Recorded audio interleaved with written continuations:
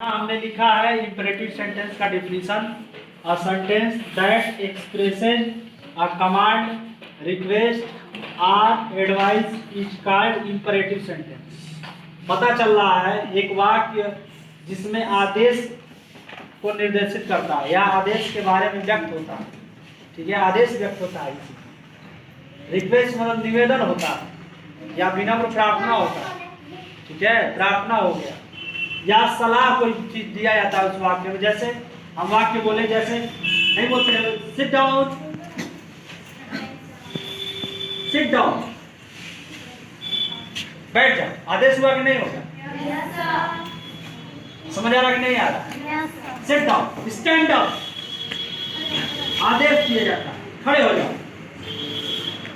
Turn left, turn right, नहीं बोला जाता वाक्य। ये सब कमांड है। क्या है? कमांड। फौज में देखो जब ट्रेनिंग होती है, दाएं मुड़ बाएं मुड़ सीधे चल, होता कि नहीं होता? इंग्लिश में भी बोला जाता है turn left, turn right, yes sir. Stand up, sit down, hands up. Yes sir. ठीक है, क्लैप, डांस, ये सब जितने भी वाक्य ये कमांड है। क्या है ये? कमांड है।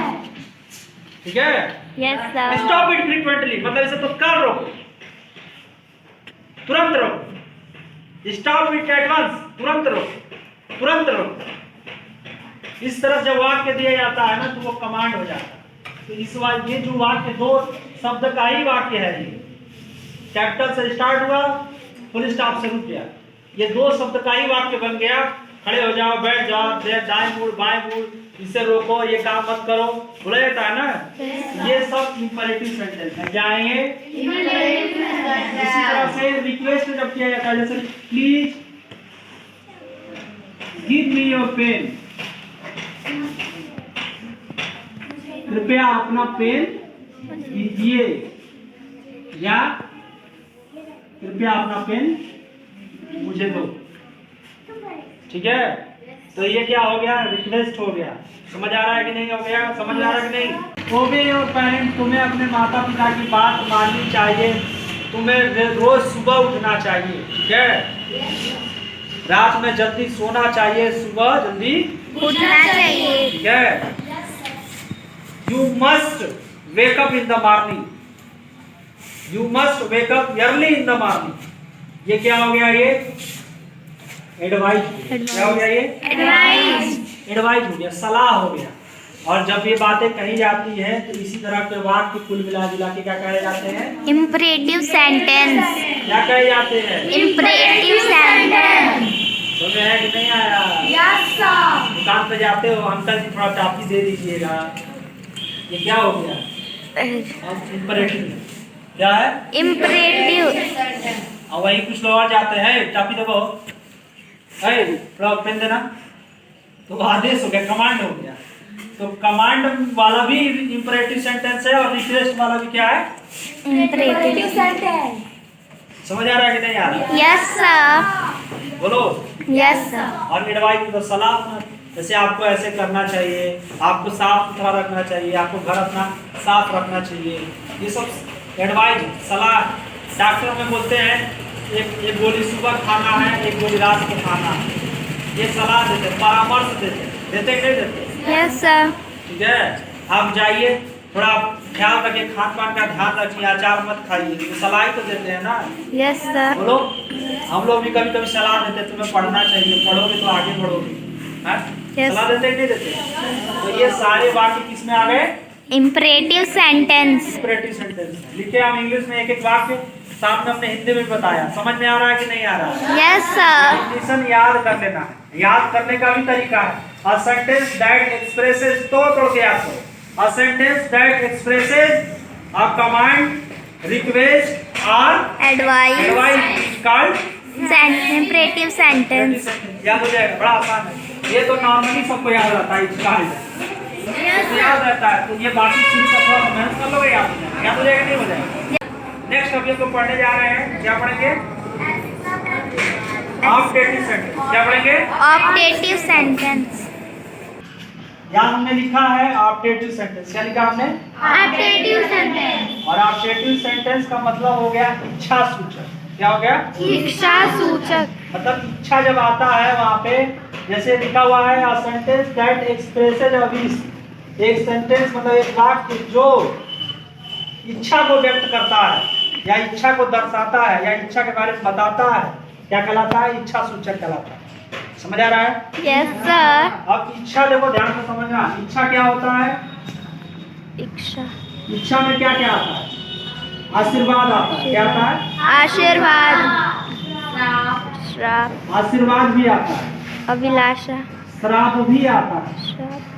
आता है कि नहीं आता? यस। इच्छा का मतलब हो गया कामना, चाहे अच्छी कामना हो सकती है चाहे बुरा कामना हो सकता है। ध्यान से समझना, इच्छा में क्या क्या आता है? आशीर्वाद आता है और श्राप। या तो आशीर्वाद देता, जैसे बोलते नहीं हम लोग, ठीक है, मे यू लिव लॉन्ग, ठीक है, यस सर। आप दीर्घायु हो। समझ आ रहा है कि नहीं आ रहा? Yes sir. तो लेकिन बस समझ में आ रहा है? समझ आ रहा है? Yes sir. May you live long, हमने यहाँ लिखा है आप दीर्घायु हो। May God bless you, may God may God bless you. Bless you. ये भी क्या है? Objective sentence. यहां देखो, may you go to the hello,